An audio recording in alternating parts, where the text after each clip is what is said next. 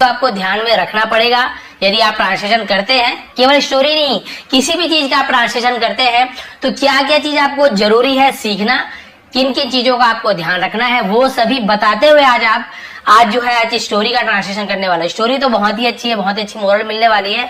हो सकता है कुछ तो स्टोरी जानते हो, उससे मतलब नहीं है। आज मतलब ये है कि मैं आपको एक एक चीज बताऊंगा कि हमें किन चीजों का ध्यान रखना है और किस प्रकार से ट्रांसलेशन करना है, सही तरीका क्या है। तो जो आज लास्ट तक बने रहेगा ना, उससे बहुत ही ज्यादा फायदा मिलने वाला है, क्योंकि लाइफ टाइम आपके काम आने वाला है। ट्रांसलेशन सीखने का मतलब ये है कि आप आसानी से किसी भी सेंटेंस का ट्रांसलेशन कर पाओगे और जब आप इंग्लिश बोलने की कोशिश करोगे तो भी आप आराम से बोल पाओगे। चलिए स्टार्ट करते हैं आज की स्टोरी, रीडिंग, ट्रांसलेशन। इसके अलावा आज आपको सब बताने वाला हूं कैसे करना है। द हॉर्स राइडर्स, हॉर्स घोड़े की, राइडर्स यानी सवारी करने वाले, घुड़सवार, यानी कि दो है से राइडर्स लिखा हुआ है। हॉर्स राइडर का मतलब था घुड़सवार, तो दो लोग हैं इसलिए हॉर्स राइडर से लिखा है, प्लूरल, बहुवचन। अब देखिए यहाँ पे ये भी चीज का हमें ध्यान रखना है कि सबसे पहले हमें वोकैबुलरी, जिसे हम शब्दावली कहते हैं, जब तक आपको वर्ड की मीनिंग नहीं पता है तब तक तो आप ट्रांसलेशन कर नहीं पाओगे। पहली बात तो यहाँ पर सबसे पहला पॉइंट नोट कर लीजिए, आप कॉपी पे लेके बैठेंगे हमेशा कि सबसे पहला पॉइंट हमें वोकैबुलरी जितनी ज्यादा हो सके, शब्द भंडार हमें बढ़ाना है। आज की स्टोरी डिटेल में समझाऊंगा क्योंकि एक एक चीज बताते हुए चलूंगा। तो आपको सबसे पहले वोकैबुलरी का ध्यान देना है, शब्द भंडार आपका बढ़ेगा। कैसे बढ़ेगा? ये मैं स्टोरी ट्रांसलेशन कर रहा हूँ उससे बढ़ेगा। बार बार आप नए नए वर्ड सुनते हैं, बाद में लिस्ट भी देता हूँ, डिक्शनरी से, नेट से, सबसे मिल जाएगा। चलिए स्टार्ट करते हैं। One day a farmer and his son went to a city. बस यहां तक करते हैं। वन डे, एक दिन, क्योंकि देखिए वर्ड का मीनिंग आपको पता, वन यानी एक, डे यानी दिन, तब आपको पता चल जाएगा। ठीक है, पहला पॉइंट क्लियर हो गया। अ फार्मर, एक किसान, अ फार्मर, ठीक है। बहुत से लोग फार्मर, फार्मर र को पूरा पढ़ते हैं, लेकिन आप ध्यान देंगे पढ़ते समय थोड़ा आर साइलेंट जैसा था, फार्मर ऐसे, फार्मर एकदम, आपको फार्मर ऐसे नहीं बोलना है। तो इससे आपकी अंग्रेजी पता चलती है कि आप कितने अच्छे से बोल पा रहे हो, किस लेवल के हो। फार्मर बोलोगे तो अरे ये थोड़ा सा बिगिनर लेवल का, फार्मर ऐसे बोलोगे तो हाँ ये थोड़ा सा मतलब या तो मीडिएटर या आपका एडवांस लेवल का, थोड़ा समझ जाते हैं। वन डे अ फार्मर, एक दिन एक किसान, एंड और हिज सन, उसका बेटा, वेंट गया। अब यहाँ पे क्या समझाने वाली बात है? गया, वेंट यानी गया होता है, तो आप वोकैबुलरी भी याद कर सकते हो, वेंट यानी गया होता है। या फिर आपको वर्ब के तीनों फॉर्म ध्यान में रखने हैं जो मैंने वीडियो बनाई है और आपको कहीं भी मिल जाएंगे। वेंट क्या है? गो, जाना, वेंट गया, और गॉन उसका थर्ड फॉर्म होता है, चुका है, चुके, इस प्रकार से। तो यहाँ पे हमने सेकंड वर्ड का यूज किया, सेकंड फॉर्म का यूज किया, गो, वेंट, गॉन। तो देखिए सन वेंट, बेटा गया। यदि आप गो कर दे तो क्या होता है? बेटा जाता है। तो ये चीज हमें कब पता चले कब वेंट लगाना है, कब गो लगाना है, ये आपको टेंस से क्लियर होगा। तो एक चीज तो आपको ये सीखना है कि हमें वर्ब के चारों फॉर्म यानी कि तीनों फॉर्म के पता होना चाहिए। चौथा फॉर्म आईएनजी फॉर्म को बोलते थे, गोइंग, इस टाइप से। तो हमें वर्ब के फॉर्म के बारे में पता होना चाहिए। इसके अलावा आपको टेंस की जानकारी होनी चाहिए। टेंस तो आत्मा है, कोई ट्रांसलेशन करो चाहे इंग्लिश बोलो, टेंस बहुत ज्यादा जरूरी है। तो चलिए आपको यहाँ पे क्लियर हो गया वेंट हम क्यों लगाए, सेकंड फॉर्म है और हमें ये आपका पास्ट टेंस का सेंटेंस है। सन वेंट, बेटा गया, टू कहाँ गया, प्रीपोजिशन। आपको प्रीपोजिशन के बारे में जानकारी चाहिए, कहाँ गया, किसके पास गया, तो हम टू का यूज करते हैं, संबंध बताते हैं। अ सिटी, एक शहर गया। यहाँ पर भी आप देखेंगे कहीं पे अ, जिसे ए भी बोलते हैं, कहीं पे एन का भी यूज करते हैं। तो उसके लिए आपको आर्टिकल सीखना होगा, ए का यूज कहाँ पे होता है, एन का यूज कहाँ पे होता है, उसका वीडियो मैं बना चुका हूँ। तो एक सिटी गया, सिटी यानी नगर गया। टू बाय, जिस शहर भी बोलते हैं, टू बाय यानी खरीदने के लिए। अ हॉर्स, एक घोड़ा। तो क्लियर हो यहाँ तक कि एक बार एक किसान, उसका बेटा घोड़ा खरीदने के लिए एक शहर गए। They paid a heavy amount, they यानी वे भी होता है, उन्होंने भी होता है। तो देखिए उन्होंने भी होता है, तो उन्होंने पेड, पेड यानी भुगतान किया या फिर दिया को पेड बोलते हैं। ये पे का सेकंड फॉर्म, पे यानी किसी को देना, पेड उसका सेकंड फॉर्म, पेड दिया। अ हैवी, एक हैवी यानी होता है भारी भरकम, अमाउंट यानी राशि, पैसा जिसे हम बोल सकते हैं। तो भारी भरकम रकम या राशि उन्होंने पेड किया, दिया। और क्या किया देखिए, एंड बॉट, और खरीदा। यहाँ पर भी आप देखिए ये बाय का second form, B Y by, देखिए लिखा बी वाई बाय, खरीदा, उसी का सेकंड फॉर्म है बॉट। ठीक है, तो बाय अ हॉर्स, तो घोड़ा खरीदने को गए और क्या हुआ, खरीदा। अ हैंडसम, एक सुंदर, तो ये भी वोकैबुलरी में आ गई शब्दावली, हैंडसम यानी होता है सुंदर। ब्लैक, काला घोड़ा। तो सबसे मेन तो ये वोकैबुलरी, जितना ज्यादा आपको वर्ड याद रहेंगे ना, वर्ड उसकी मीनिंग, तो आपको उतना आसानी होगा सेंटेंस याद करने में, मतलब ट्रांसलेशन करने में। एक सुंदर काला घोड़ा खरीदा। देन यानी फिर भी होता है, तब भी होता है, फिर they both set on horse back. They both यानी वे दोनों, बोथ यानी दोनों, सेट ऑन यानी पर, सेट यानी बैठे, ये भी सिट का सेकंड, सिट यानी बैठना, ऐसा ही सिट उसी का सेकंड फॉर्म है सेट, बैठे, ऑन यानी पर, कहां पर, हॉर्स। और ये भी आपको पता होना चाहिए, हम क्या करते हैं, जैसे हम यूज करते हैं इन का, एट का, ऑन का, तो ये सब की भी जानकारी होनी, कहाँ पे इन का यूज होता है, कहाँ पे ऑन का, कहाँ पे एट का, ठीक है। तो यहाँ पे ऑन यानी पर, क्योंकि घोड़े के ऊपर बैठ रहा, इन हॉर्स नहीं होगा, घोड़े के पेट को फाड़ के अंदर थोड़ी बैठ रहा, इन यानी अंदर होता है। तो देखिए डिटेल में समझाऊंगा। सेट ऑन हॉर्स, घोड़े पर बैठे।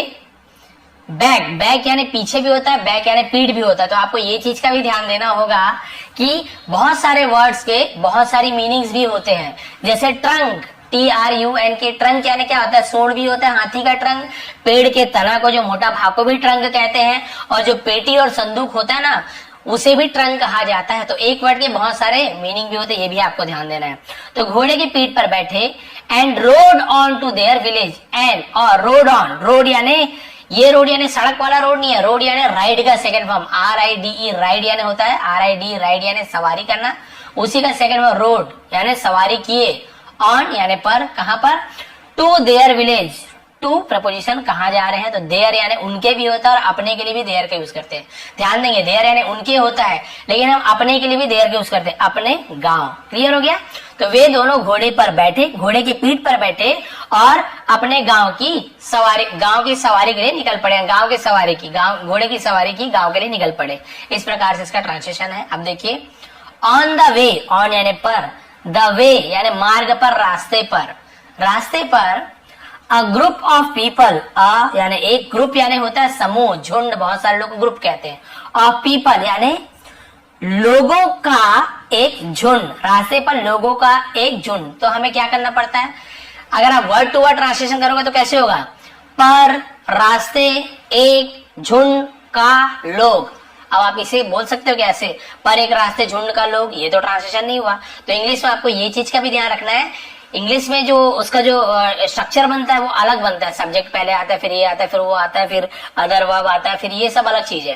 लेकिन हिंदी में हम इसे जमा के आगे पीछे कर सकते हैं। जैसे हम क्या बोलेंगे कि रास्ते पर लोगों का एक झुंड, saw them, saw यानी देखा, them यानी उन्होंने देखा, लोगों के झुंड के उन्होंने देखा, लोगों के झुंड ने उन दोनों को देखा। One of them commented, one of them, one of यानी उनमें से एक, तो वन ऑफ का यूज करते, देम यानी उनमें से एक ने कमेंटेड, कमेंट किया, कमेंट करना टिप्पणी करना, किसी के बारे में कुछ बोलना उसे कमेंट करना बोलते हैं, कमेंटेड। कमेंट फर्स्ट फॉर्म है, second form commented past tense, किया, टिप्पणी की या कुछ बोला। अब उनमें से गांव वालों ने एक ने क्या कहा, देखिए, ओ यानी अरे, ऐसे बोलते ना, अरे, what a fine horse, what यानी क्या, अ फाइन यानी एक, सुंदर या अच्छा, हॉर्स घोड़ा, कितना अच्छा घोड़ा है। The poor beast is looking so sad, the poor, अब देखिए द पुअर बताया ना, दो मतलब होता है, बहुत सारे मतलब, पुअर यानी गरीब भी होता है, यहाँ पे गरीब, बीस्ट ऐसे नहीं होगा, गरीब नहीं होगा, बेचारे को भी पुअर कहा जाता है।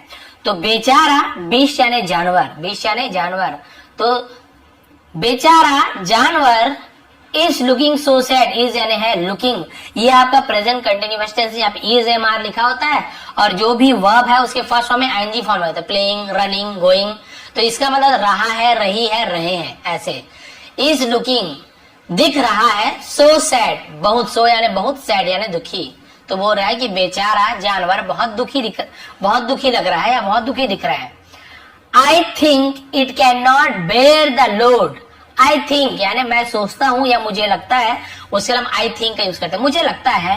इट कैन नॉट, इट यानी ये किसी, है ना, उसके लिए हम इट का यूज करें। ये कैन नॉट यानी नहीं कर सकता। बेर, बेर यानी होता है, ये बियर नहीं लिखा है, बेर, बहुत से लोग बियर यानी भालू ऐसे बोलते हैं, ये बेर होता है ना, बोलते हैं ना, ये बेर, बेर का टेडी बेर ऐसे। तो बेर यानी होता है, भालू को भी बेर कहते हैं, और बेर यानी सहन करना, वजन को सहना, दुख को सहना, उसे भी बेर कहा जाता है। तो बियर नहीं पढ़ेंगे, बेर। आई थिंक मुझे लगता है, इट कैन नॉट बेर, ये सहन नहीं कर सकता। The load of both, the load, load यानी होता है भार, ऑफ बोथ यानी दोनों का भार सहन नहीं कर सकता। The man on it's back, the man, man क्यों लिखा हुआ है? क्योंकि एक आदमी नहीं है, दो आदमी है, इसलिए मैन लिखा। केवल एक ही आदमी बैठा रहता है, एक ही आदमी होता है, ए मैन, मैन। और ये मैन तो दो लोग हैं, एक से ज्यादा है, 2 हो, 3 हो, 10 हो, 100 हो तो मैन का यूज करते हैं। एक आदमी है तो मैन। तो the man on it's back, on यानी पर, इट्स यानी उसके बैक यानी पीठ पर, तो वो वजन नहीं, आदमियों का वजन नहीं सहन कर सकता, ऐसे बोल रहा है। गांव वालों ने देखा, ये देखिए अब क्या हुआ, दोनों बैठ गए भी उसके ऊपर। तो गांव वाले बोले अरे बेचारा पुअर हॉर्स सहन नहीं कर पा रहा है। हियरिंग दिस, ऐसा सुनकर, ऐसा सुनकर, क्योंकि यहाँ पे इज़ तो है नहीं, रहा है, रही है, नहीं आएगा। हियरिंग दिस यानी ऐसा सुनकर, the farmer got off the horse back, the farmer किसान, गॉट ऑफ, गॉट ऑफ का मतलब था उतर जाना, नीचे उतरने को गॉट ऑफ बोलते हैं। द हॉर्स, द हॉर्स, तो भाई हॉर्स लिखा हुआ है, तो यहाँ पे आप देखेंगे एक अपॉस्ट्रोफी काकी के, हॉर्स यानी घोड़े के, ठीक है, घोड़े के, हॉर्स बैक, घोड़े की पीठ से नीचे उतर गया। And started walking beside the horse, और स्टार्टेड शुरू किया, वॉकिंग यानी चलना, बिसाइड यानी बगल में। तो ये भी आपको ध्यान देना है कि बिसाइड यानी बगल में, इन फ्रंट यानी सामने, बिफोर यानी भी सामने होता है, और इसके पहले आप देखेंगे कि बिहाइंड यानी पीछे होता है। तो बहुत सारा इसका भी हमें संकेत मिलता है, कहाँ पे है, आगे है, पीछे है, तो ये भी आपको ध्यान रखना पड़ता है, बिसाइड है कि बिहाइंड है कि इन फ्रंट है, ये भी चीज को आप ध्यान रखना है। और शुरू किया बिसाइड यानी बगल से, द हॉर्स, घोड़े के बाजू में चलना शुरू कर दिया, साथ साथ, उसे बिसाइड कहते हैं। The son kept riding the horse, the son यानी बेटे ने क्या कि केप्ट यानी जारी रखा, केप्ट यानी रखना, कीप यानी रखना होता है, उसी का केप्ट होता है रखा, ठीक है, जैसे कीप होता है फर्स्ट फॉर्म, इसलिए बोला आपको फॉर्म की जानकारी होगी तो ये आपको इजी लगेगा। कीप यानी रखा, कीप यानी रखना, केप्ट यानी रखा, तो जारी रखा, क्या रखा, राइडिंग यानी राइड करना, चलना, सवारी करना, द हॉर्स, तो बेटे ने घोड़ी की सवारी करना रखा, जारी रखा। देखिए दोनों बैठे थे तो गांव वाले बोले अरे बेचारा सहन नहीं कर पा रहा है, तो बेटा, बाप उतर गया और बेटा देखिए जारी रखा, वो सवारी कर ही रहा है। अभी भी स्टोरी भी समझते जाइए। अब क्या हुआ, as they went on, as यानी जैसे, है ना, जैसे ही, जैसे, क्योंकि, बहुत सारा मतलब होता है यहाँ पे, जैसे ही, दे वेंट ऑन, दे यानी वे, वेंट ऑन यानी आगे बढ़े, वेंट ऑन यानी आगे बढ़े, उसे वेंट ऑन कहते हैं। जैसे भी आगे बढ़े, दे पास्ड थ्रू अ मार्केट, दे यानी वे, पास्ड गुजरे, पास यानी गुजरना, पास यानी गुजरे, थ्रू, थ्रू यानी होता में से, किसमें से, अ मार्केट, जैसे वो बाजार में से गुजरे। Many people saw the young man, many people यानी बहुत से लोगों ने, सॉ यानी देखा। अब देखिए जहां पर भी सेकंड फॉर्म का यूज हो रहा है, आप समझ जाइए पास्ट टेंस का सेंटेंस है, फर्स्ट फॉर्म का यूज हो रहा है, तो हमें थोड़ा देखना पड़ता है कि कहीं निगेटिव सेंटेंस तो नहीं, क्योंकि पास्ट टेंस में भी फर्स्ट फॉर्म का यूज होता है जब निगेटिव इंटरोगेटिव बनाते हैं, वो आपको बाद में बता दूंगा। जहां पर भी सेकंड फॉर्म मिल रहा है आप समझ जाइए पास्ट टेंस का सेंटेंस है। देखिए बहुत से लोगों ने देखा, द यंग मैन यानी नौजवान आदमी को, नवयुवक को, ऑन हॉर्स बैक, ऑन यानी पर, हॉर्स बैक यानी घोड़े की पीठ पर। तो जैसे लोगों ने देखा घोड़े की पीठ पर उस जवान लड़के को, तो क्या कहा, देखिए, अ शॉपकीपर सेड, एक शॉपकीपर यानी दुकानदार, सेड एक दुकानदार ने कहा। बोले सर ने कहाँ पे लिखा है इंग्लिश में, आ या नहीं हो गया, शॉपकीपर दुकानदार, सेड ने कहा, एक दुकानदार कहा। अरे हमें हिंदी में ट्रांसलेशन करना है उर्दू में, तो इंग्लिश वाले हमारे हिसाब से इसे नहीं लिखे, वो अपने हिसाब से लिख दिए जो ग्रामर में होता है। हम ट्रांसलेशन करेंगे तो हम अपने हिसाब से यहाँ पे जोड़ तोड़ कर सकते हैं, कोई प्रॉब्लम नहीं है।